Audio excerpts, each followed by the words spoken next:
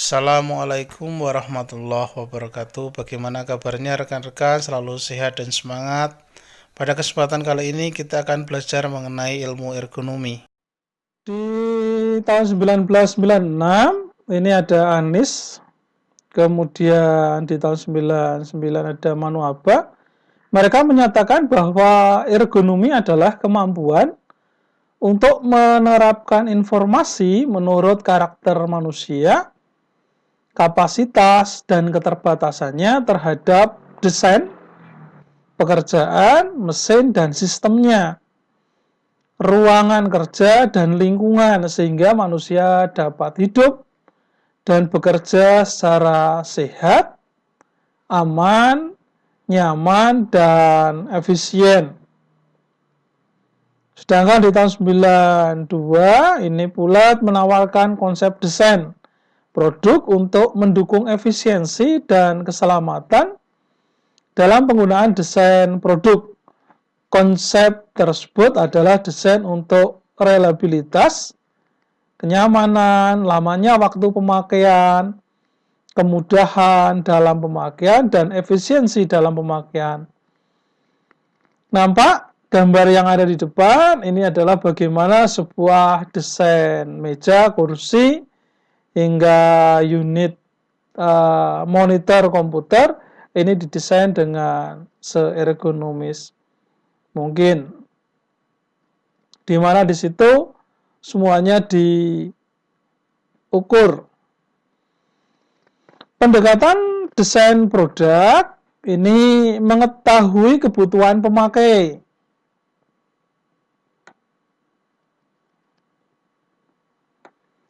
Kebutuhan pemakai dapat didefinisikan berdasarkan kebutuhan dan orientasi pasar, wawancara langsung dengan pemakai, produk yang potensial, dan menggunakan pengalaman pribadi seorang desainer. Kemudian fungsi produk secara detail. Fungsi spesifik produk yang dapat memuaskan pemakai harus dijelaskan secara detail melalui daftar item masing-masing fungsi produk. Yang berikutnya, pendekatan desain produk melakukan analisis pada tugas-tugas desain produk. Kemudian mengembangkan produk. Yang berikutnya adalah melakukan tahapan uji. Desain produk yang ergonomis, ini lebih lanjut, suatu desain produk disebut ergonomis apabila secara antropometris, vol, biomekanik, dan psikologis kompatibel dengan manusia atau pemakainya. Jadi, saat kita menggunakan produk, idealnya produk tersebut benar-benar dapat memberikan efek sesuai dengan kemampuan secara fisik dan psikologis diri kita. Nampak gambar yang ada di samping bagaimana mata secara tegak lurus, kemudian haluan tangan ke depan ini juga rata, kemudian jarak ini yang ada di sini ini juga terjangkau karena tidak terlalu jauh. Di dalam mendesain suatu produk maka harus berorientasi pada production friendly, distribution friendly, kemudian ada installation friendly, di mana operational friendly, maintenance friendly, di mana kita menjadi dekat dengan aktivitas produksi, kita menjadi lebih bersahabat dengan aktivitas kita dalam membawa barang atau distribusi. Kemudian di dalam sebuah sistem instalasi kemudian dalam operasi, dalam perbaikan, ini semuanya kita bisa lebih dekat. Di samping hal-hal tersebut di atas, di dalam mendesain suatu produk, yang sangat penting untuk diperhatikan adalah suatu desain yang berpusat pada manusia, pemakaiannya atau human center design. Ini di dalam bukunya Sutalaksana di tahun 1999 dapat rekan-rekan lihat. Kemudian ini menurut Das dan Sengupta tahun 1993, pendekatan sistemik untuk menentukan dimensi stasiun kerja. Kalau tadi pada produknya, yang sekarang adalah pada stasiunnya. Bisa dilakukan dengan cara yang pertama, yaitu mengidentifikasi variabilitas pemakai yang didasarkan pada etnik, jenis kelamin, dan umur. Berdasarkan pada etnik, ini sebagai contoh ada etnik Jawa, kemudian ada etnik Tionghoa, berikutnya ada saudara-saudara kita dari benua Eropa yang tinggi, dari benua Asia, dari Jazirah Arab, ini berdasarkan etnik. Jadi stasiun kerja yang didesain ini menyesuaikan dengan stasiun yang akan digunakan oleh mayoritas pekerja yang ada di situ. Atau kalau seandainya bentuknya adalah produk, maka produk tersebut harus disesuaikan sesuai dengan etnik komunitas orang yang berada di situ. Apabila jangkauan yang ada di sini nampak pada gambar ini akan digunakan untuk etnik Asia, sebagai contoh ini adalah kapal-kapal pesiar, maka tentunya kalau operator tersebut orang Asia tidak memungkinkan dengan jangkauan yang lebih tinggi dari yang ada di sini. Begitu juga apabila kapal ini diproduksi orang Eropa, kemudian digunakan orang Eropa, tentunya di sini sudah disesuaikan dengan jangkauan tangan orang Eropa. Yang berikutnya adalah mengidentifikasi variabilitas pemakai berdasarkan jenis kelamin. Biasanya motor dengan menggunakan kopling tangan itu identik dengan pengguna sepeda motor pria, kemudian dengan kopling kaki itu identik dengan sepeda motor yang mayoritas dikendarai oleh rekan-rekan wanita, begitu juga sepeda motor matic. Kemudian untuk umur, ini juga menjadi variabilitas pemakai. Salah satu bahan data yang digunakan untuk mendesain sebuah stasiun kerja, sistem maupun produk. Sebagai contoh, sepeda yang diproduksi untuk umur di bawah 3 tahun dengan menggunakan sepeda roda 3 ataupun dengan menggunakan sepeda dorong, kemudian umur 5 tahun dengan menggunakan sepeda roda 3, kemudian umur 7 tahun dengan menggunakan roda 2 ditambah dengan 2 penumpu kanan kiri, kemudian umur di atasnya dapat menggunakan 2 roda, atau juga menggunakan roda yang lebih besar untuk umur yang dewasa. Ini menjadi salah satu bentuk pertimbangan berdasarkan umur. Kemudian mendapatkan data antropometri yang relevan dengan populasi pemakai, di mana rekan-rekan yang menggunakan sepeda motor, maka di situ harusnya sudah diukur tinggi dari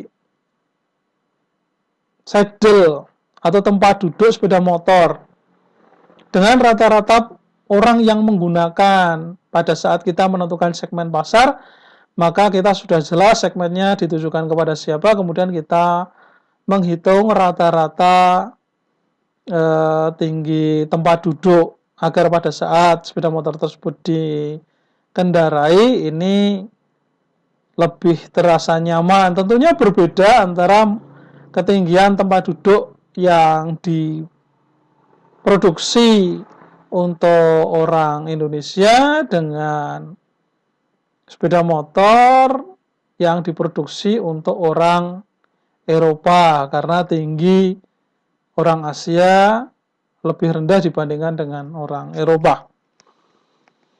Kemudian yang berikutnya, dalam pengukuran antropometri perlu mempertimbangkan pakaian, sepatu, dan posisi normal. Tentunya data akan kita ambil sebagai contoh, misalnya kita akan membuat jangkauan, sama seperti yang nampak pada gambar seperti ini. Ini tentunya orang yang berdiri akan diukur tinggi badannya, dan pastikan bahwa pada saat pengukuran tinggi badan ini benar-benar tidak mengenakan alas kaki sehingga mempengaruhi ketinggian yang data tersebut yang nantinya akan digunakan untuk pembuatan konstruksi. Kemudian menentukan kisaran tinggi dari pekerjaan utama, penyediaan kursi dan meja kerja yang dapat di-setel. Idealnya memang pada saat tidak memungkinkan lagi orang yang duduk berada di sini untuk menyesuaikan mesin, maka yang menyesuaikan adalah mesinnya, atau kalau orang ini tidak memungkinkan lagi untuk ditinggikan atau direndahkan, maka dapat menggunakan tempat duduk ini yang bisa dikontrol ketinggiannya. Berikutnya, tata letak dari alat-alat tangan, kontrol tangan, kemudian harus dalam kisaran jangkauan yang optimum, artinya ini tepat, tidak sampai kurang sehingga kita harus nambah lagi ketinggian kursi atau ditambah dengan ketinggian tumpuan kaki, lebih-lebih terlalu lewat, over, sehingga usahakan bahwa ukuran mesin yang ada di situ sudah disesuaikan dengan pengguna atau operator. Kemudian menempatkan display yang tepat sehingga operator dapat melihat objek. Display yang ada di sini, dashboard. Kalau sepeda motor, itu posisi kemiringan dashboard sepeda motor, di mana di situ nampak ada ukuran kecepatan, kemudian ukuran bahan bakar, kemudian ada ukuran putaran mesin. Itu idealnya dashboardnya dapat dilihat. Jadi menempatkan display yang tepat sehingga operator dapat melihat objek dengan pandangan yang tepat dan nyaman.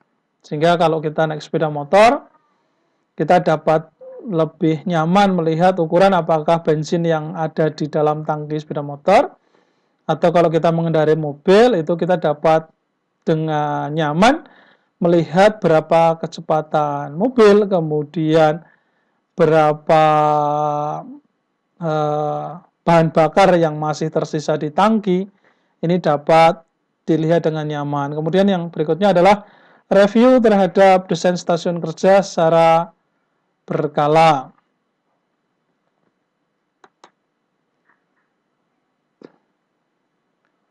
Ini secara bagan hubungan atau interaksi antara operator dengan komponen kerja dapat dilihat pada model yang ada di bawah ini, di mana seorang operator itu membutuhkan software, kemudian membutuhkan hardware, di mana seorang operator itu tentunya membutuhkan informasi tentang dirinya sendiri di dalam melakukan aktivitas sebuah pekerjaan. Kemudian juga membutuhkan perangkat yang terdekat, alat dan mesin yang dapat digunakan oleh seorang operator. Kemudian seorang operator itu juga dapat mengetahui posisi dalam organisasi di perusahaan tersebut. Selain itu, seorang operator juga berinteraksi dengan lingkungan sekitar secara fisik. Antropometri dalam desain, ini menurut Sanders dan McCormick, bahwa antropometri adalah pengukuran dimensi tubuh atau karakteristik fisik tubuh lainnya yang relevan dengan desain tentang sesuatu yang dipakai orang. Jadi di mana di sini bahwa antropometri ini adalah ukuran-ukuran. Ukuran-ukuran ini diambil dari ukuran tubuh jangkauan manusia yang relevan. Sehingga data yang diambil juga tentunya bukan data-data yang ekstrim. Sehingga kalau di situ nanti muncul pada saat pengambilan informasi data antropometri, data-data yang digunakan adalah data-data orang kebanyakan atau data yang normal. Pertama, ergonomi berhadapan dengan tenaga kerja, mesin beserta sarana pendukung lainnya dan lingkungan kerja. Tujuan ergonomi dari divisi ini untuk menciptakan kemungkinan situasi terbaik pada pekerjaan sehingga kesehatan fisik dan mental tenaga kerja dapat terus dipelihara serta efisiensi produktivitas dan kualitas produk dapat dihasilkan dengan optimal. Yang kedua, ergonomi berhadapan dengan karakteristik produk pabrik yang berhubungan dengan konsumen atau pemakai produk tersebut. Ini adalah proses antropometri. Menurut Sutarman, bahwa dengan mengetahui ukuran antropometri, tenaga kerja akan dapat dibuat suatu desain atau alat kerja yang sepadan bagi tenaga kerja yang akan menggunakan dengan harapan dapat menciptakan kenyamanan, kesehatan, dan keselamatan. Kemudian dilanjutkan dengan McLeod menjelaskan bahwa faktor manusia harus selalu diperhitungkan dalam setiap desain produk maupun stasiun kerja. Ini dapat kita lihat mulai dari bagian bawah di mana pada nomor 11 ini dapat kita lihat panjang telapak, kemudian tinggi lutut, kemudian tinggi sandaran, jangkauan tangan pada saat duduk, kemudian tinggi kepala. Ini tentunya menjadi bahan pertimbangan pada saat kita membuat desain produk.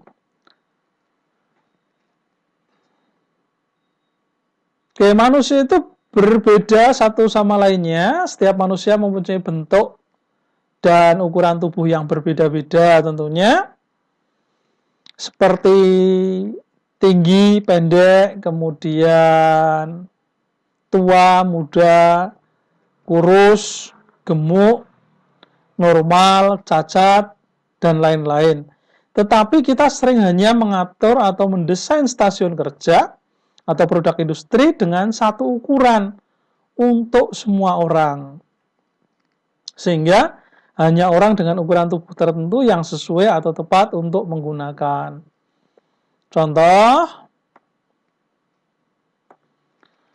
Contoh pertama, orang tua mungkin tidak sekuat dan sesehat, secerdas atau setajam orang yang lebih muda.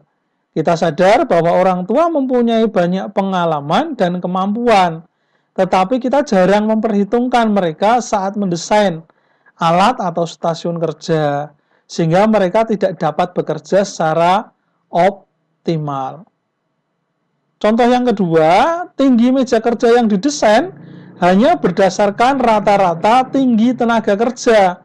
Maka orang yang pendek akan selalu mengangkat bahu lebih tinggi sedikit dan leher, sedangkan orang yang tinggi akan membungkukkan punggung waktu kerja pada ketinggian meja yang sama tentunya. Berikutnya, manusia mempunyai keterbatasan, baik fisik maupun mental. Contoh keterbatasan fisik, letak tombol-tombol operasional dan kontrol panel pada mesin yang didesain berdasarkan ukuran panjang jangkauan orang tertinggi seperti orang Eropa dan Amerika. Sekali lagi, ini terkadang mesinnya dari Jerman, mesinnya dari Amerika, kita dianggapnya sama seperti mereka, seperti orang Eropa dan orang Amerika, maka orang yang lebih pendek seperti orang Asia termasuk Indonesia tidak dapat menjangkau kontrol panel dengan alamiah, sehingga menyebabkan sikap paksa dan mungkin dapat menyebabkan kesalahan operasi, sehingga pada saat kita menggunakan sementara jangkauan tangan kita tidak sampai, maka kita akan sedikit mengangkat tumit sehingga mungkin menyebabkan sakit. Berikutnya juga karena goyang posisi pada kedudukan, itu memungkinkan kita untuk dapat salah tombol. Contoh yang kedua, keterbatasan mental. Kemampuan manusia dalam proses informasi juga sering mengalami pembebanan yang berlebih, sehingga kesalahan dan keputusan yang tidak benar sering terjadi saat keterbatasan manusia terlampaui. Sebagai contoh, pada saat kita lembur, waktu lembur kita tidak disesuaikan dengan kemampuan kita, atau pada saat kita mau bekerja, ternyata kita ada beban di rumah yang lebih, sehingga kita kurang jam istirahatnya. Pada saat kita berangkat lagi ke perusahaan, maka memungkinkan kita untuk melakukan sebuah kesalahan. Pulat di tahun 1992 memberikan pertimbangan tentang pekerjaan yang paling baik dilakukan dengan posisi duduk. Sebagai berikut, pekerjaan yang tidak memerlukan kontrol dengan teliti pada kaki. Pekerjaan utama adalah menulis atau memerlukan ketelitian pada tangan. Tidak diperlukan tenaga atau dorongan yang besar. Kemudian objek yang dipegang tidak memerlukan tangan bekerja pada ketinggian lebih dari 15 cm dari landasan kerja. Kemudian diperlukan tingkat kestabilan tubuh yang tinggi. Pekerjaan dilakukan pada waktu yang lama. Seluruh objek yang dikerjakan atau disuplai masih dalam jangkauan dengan posisi duduk. Ini yang menjadi pertimbangan tentang pekerjaan yang baik yang harusnya dilakukan pada saat posisi duduk.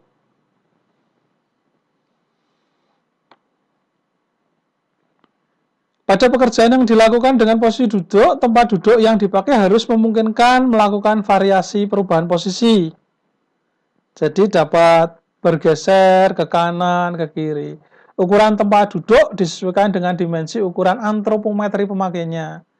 Sering sekali kita membungkuk karena kita terlalu tinggi sementara mejanya rendah, begitu juga sebaliknya. Fleksi lutut membentuk sudut 90 derajat. Jadi kalau kita lihat, ini harusnya pada saat posisi kita duduk, ini sudut yang terbentuk seperti ini. Meskipun kita jarang, sehingga kalau meja ini terlalu tinggi, maka ini akhirnya malah tidak ada tumpuan menggantung. Begitu juga kalau ini terlalu rendah, ini bisa tidak membentuk sudut 90, sehingga kurang dari 90. Bertumpu pada lantai atau pijakan kaki. Jika landasan kerja terlalu rendah, tulang belakang akan membungkuk. Jadi kalau ini terlalu rendah, maka tentunya ini akan membungkuk ke depan. Dan jika terlalu tinggi, bahu akan terangkat dari posisi rileks, sehingga menyebabkan bahu dan leher menjadi tidak nyaman. Kemudian tinggi landasan, sebagai contoh, ini adalah saudara kita yang bekerja di setrika, proses setrika baju.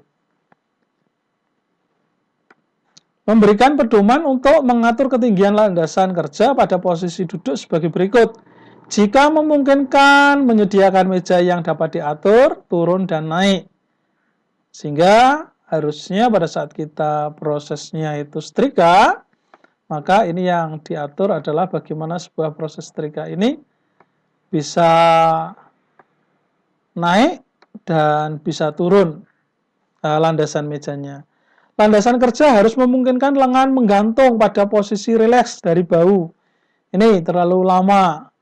Dengan lengan bawah mendekati posisi horizontal atau sedikit menurun.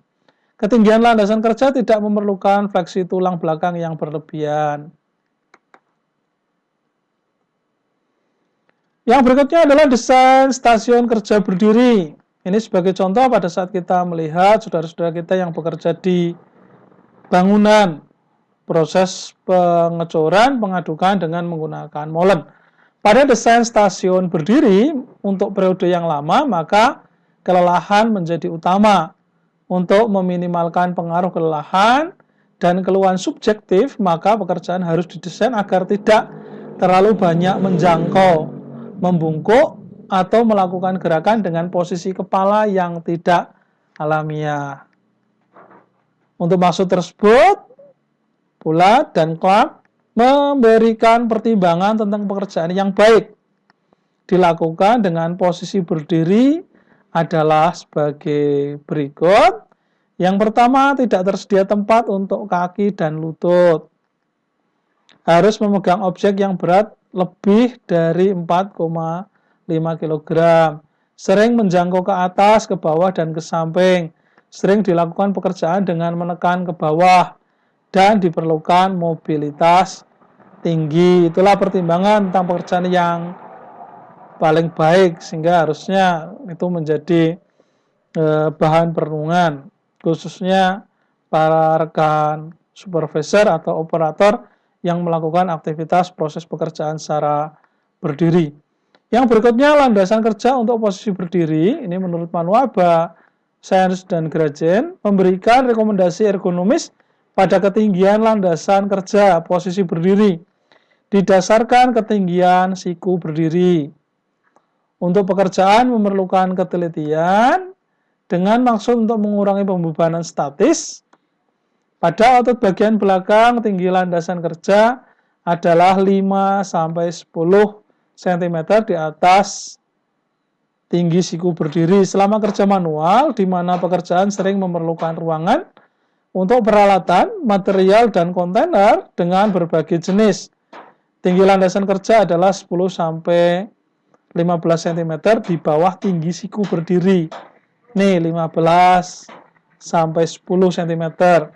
Untuk pekerjaan yang memerlukan penekanan dengan kuat, tinggi landasan kerja adalah 15-40 cm di bawah tinggi siku berdiri. Stasiun kerja dengan dinamis. Ini mencoba mengkombinasikan desain stasiun kerja untuk posisi duduk dan berdiri menjadi satu desain dengan batasan sebagai berikut. Pekerjaan dilakukan dengan duduk pada suatu saat dan pada saat lainnya dilakukan dengan berdiri. Jadi ini dapat di-setel tinggi tempat duduknya. Sikap kerja yang dinamis seperti ini. Pada saat kita melakukan aktivitas setrika baju, ini posisi tinggi. Kemudian pada saat kita sudah mulai agak capek, kita dapat menurunkan menjadi posisi setengah. Kemudian pada saat kita agak letih lagi, kita bisa menurunkan sesuai dengan keinginan lebih ke bawah lagi. Ini adalah sebuah proses perancangan produk atau penggunaan alat bantu desain produk industri yang mampu mengurangi beban fisik keletihan dari operator yang menggunakan setrika atau melakukan proses aktivitas setrika baju. Demikian rekan-rekan sedikit mengenai antropometri, penerapan ergonomis di stasiun kerja ataupun pada proses perancangan atau desain produk maupun produk industri atau alat bantu. Semoga materi ini bermanfaat. Jangan lupa like, share, komen yang positif, dan subscribe agar dapat juga dinikmati oleh rekan-rekan yang membutuhkan. Saya akhiri, Assalamualaikum warahmatullahi wabarakatuh.